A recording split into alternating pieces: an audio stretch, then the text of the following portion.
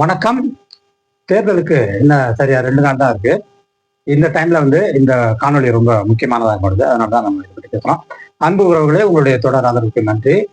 வாங்க இப்ப விஷயத்துக்கு வருவோம். இப்ப நமக்கு வர 23ஆம் தேதி தமிழ்நாடு முழுக்க தேர்தலுக்கு ஓட்டு போட போகணும். நம்ம இந்த சூழல்ல யாருக்கு ஓட்டு அளிக்கணும் அப்படிங்கிற மிகப்பெரிய ஒரு கேள்வி இருக்கு. அதை பற்றி தான் நம்ம இந்த நேரத்துல பேசணும். அதாவது நிறைய இப்ப என்ன மாதிரி கேள்விகள் வருதுன்னா, இந்த தொடர் பரப்புரையில மக்கள் முன் வைக்கப்படுகிற ஒரு 2 கேள்வி. முதல் கேள்வி ஓட்டு போட்ட கட்சிக்கே போடணுமா, ஏன் அது அவசியமா, 2 கட்சிக்கு நாங்க தொடர்ந்து ஓட்டு போட்டுட்டு வரோம், அதுக்கே தான் போடணுமாங்கிறது முதல் கேள்வி. 2வது கேள்வி, கண்ணை மூடிக்கிட்டு எங்களுக்கு ஒரு மாற்றம் தேவை அப்படிங்கிறது 2வது கேள்வி. ஸோ இப்ப இந்த 2 கேள்விக்குமே நம்ம பதில் சொல்றோம். இந்த காணொலி முக்கியம். அதாவது முதல் கேள்வி ஏற்கனவே நாங்க ஓட்டு போட்ட கட்சிக்கே தான் போடணுமானா, ஆமா, அதுல 2ல 1 தான் நீங்க செலக்ட் பண்ணி ஆகணும்.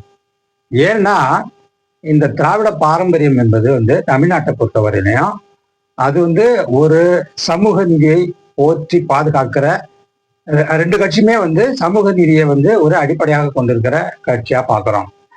இன்னொன்னு திராவிட கொள்கையினுடைய மிக உச்சகட்டமாக இருக்கின்ற அனைத்திற்குமான சமத்துவ போக்கு, ஈக்குவாலிட்டி, பொலிட்டிக்கல் இக்விட்டி, அரசியல் சமத்துவம், இதையும் இந்த திராவிட அரசியல் தான் பேசுது அப்படிங்கிறத பார்க்குறோம்.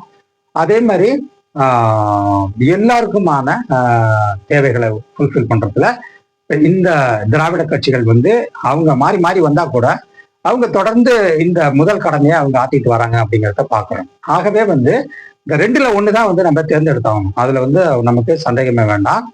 2ல 1 தான் தேர்ந்தெடுக்கும் போகுது. என்னத்தை நம்ம கண் முன்னாடி உள்ள ஒரு கேள்வி என்னன்னா, இப்ப திமுக அதிமுக 2 தான் இருக்கு, களத்துல இது 2 தான் இருக்குன்னு பாக்குறோம்.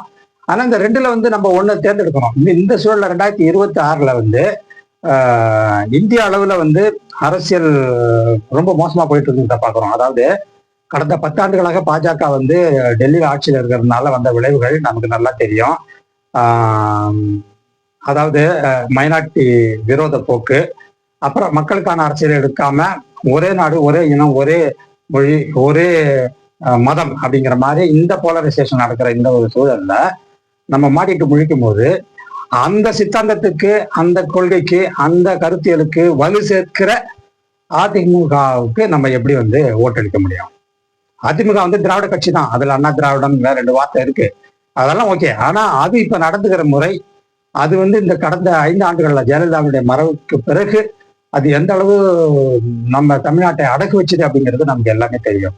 அது உதயமின் திட்டமா இருக்கலாம், நீட்டா இருக்கலாம், இல்ல நிறைய திட்டங்கள் நம்ம சொல்லலாம். வடநாட்டவரை இங்க எம்ப்ளாய்மெண்ட்ல வச்சுதான் இருக்கலாம்.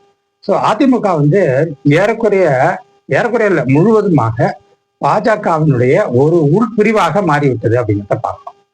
பேர் மட்டும்தான் தனியா இருக்க ஒழிய மற்றபடி அது அதிமுகவினுடைய ஒரு கிளையாக தான், ஒரு பகுதியாக தான், ஒரு மகளிர் அணி மாதிரி அதிமுக அணி பாஜகவுக்கு ஒரு அணி தான் இந்த அதிமுக அப்படிங்கிறத நம்ம பார்க்குறோம். அதனால அதுக்கு நம்ம ஓட்டை கண்டிப்பாக போட முடியாது, அது போடக்கூடாது.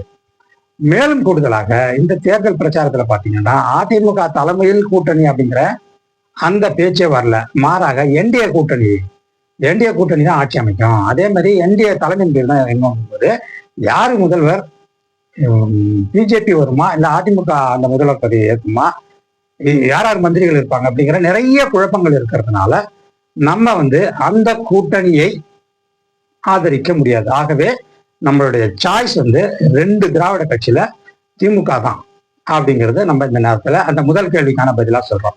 2வது கேள்வி, மாற்றம் தேவை அப்படின்னா இந்த விஜய் வருகையை வச்சு இவங்க என்ன சொல்றாங்கன்னா, நிறைய பேர் ஏன் மாற்றம் ஏன் வரக்கூடாது, ஏன் ஒருத்தர் தான் இருக்கணுமா, மாத்தி தான் ஓட்டு போட்டு பார்ப்போமே அப்படிங்கிற மாதிரி ஒரு கருத்தியல் தொடர்ந்து பரப்பப்படுது அப்படிங்கிறத பாக்குறோம்.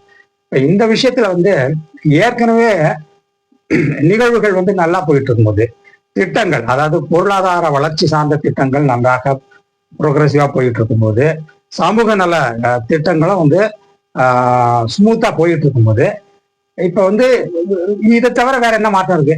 ஏற்கனவே அதிமுக 2016ல இருந்து 21 இருந்ததை மாறிதான் இங்க வந்திருக்கிறோம்.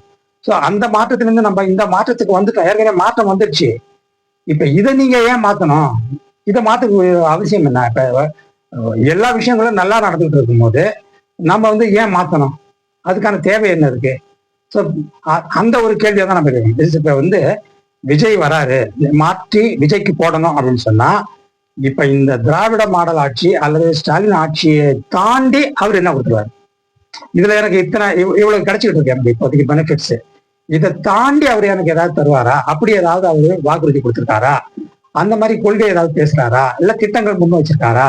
அதெல்லாம் தன்னுடைய பரப்புரையில சொன்னாரா? அப்படிங்கறது எல்லாத்தையுமே வந்து நம்ம கேள்விக்கு உட்படுத்தணும். அப்படி நம்ம கேள்விக்கு உட்படுத்தும் போது எந்த மாற்றமும் தேவையில்லை. இப்போது உள்ள சூழல்ல இருக்கிறதே நல்லதா இருக்கு. ஆகவே இது தொடர்ந்து நடைபெற வேண்டும். பொருளாதார வளர்ச்சி சார்ந்த திட்டங்கள், தொழில் வளர்ச்சி சார்ந்த திட்டங்கள் தொடர வேண்டும்.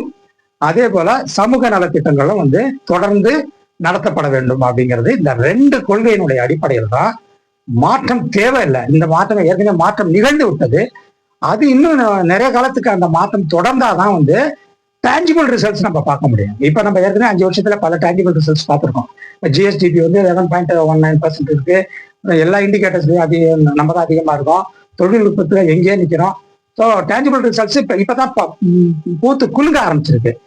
அந்த ரிசல்ட்டை நம்ம பார்க்கணும். கண் முன்னாலே பார்த்துக்கிட்டு வரோங்க நம்ம.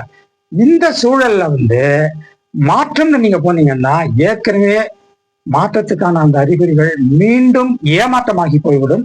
அல்லது அந்த மாற்றத்துக்கான அந்த விதை என்பது ஒழிக்கப்படும், அல்லது சுக்குநூறாக்கப்படும், அல்லது அழித்து விடப்படும். அப்படிங்கிறதா நமக்கு உள்ள இப்ப ஒரு கவலையா இருக்கு. இப்ப இந்த சூழல்ல வந்து விஜய்ங்கிற இந்த நபர் வந்து நமக்கு தரப்போறது எதுவுமே இல்லை அப்படிங்கிறதுதான் நமக்கு முன்னால உள்ள ஒரு தெளிவு. நீங்க வந்து தெளிவடையணும். இப்ப வந்து விஜய்க்காக ஆதரவா பேசுறவங்க இளைஞர்களாகட்டும் இல்ல யாரா இருக்கட்டும், அவர் என்ன மாற்றத்தை தர போறாரு? அதனால எனக்கு என்ன இப்ப பெனிஃபிட்? எனக்கு எல்லாமே கிடைக்குது.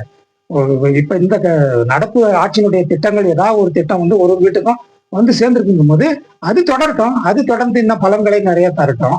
அந்த சூழல்ல வந்து எனக்கு எதுக்கு வந்து வேற ஒரு மாற்றம் எனக்கு தேவை அப்படிங்கிறதா இப்ப நமக்கு முன்னாடி உள்ள இந்த தேர்வு.